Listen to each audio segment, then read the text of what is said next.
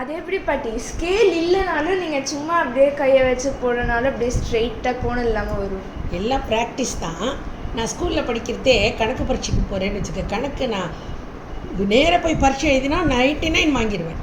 கணக்கை நான் போட்டு பார்த்துட்டு போனேன்னா கண்டிப்பாக வராது, 60 தான் வரும். அந்த மாதிரி நான் ஸ்கேலை வச்சு போட்டால் கோணலாக இருக்கும்.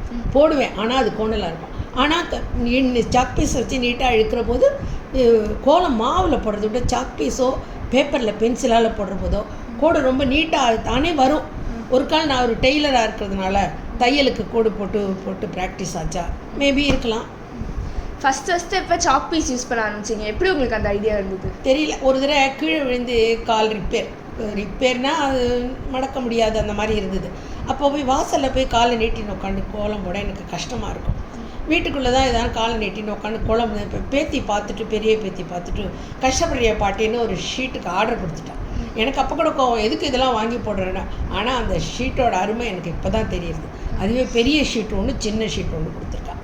சின்ன கோலமாக இருக்கிறப்போ சின்ன ஷீட்டில் போடுவேன், பெரிய கோலம் போடுற அன்றைக்கி பெரிய ஷீட்.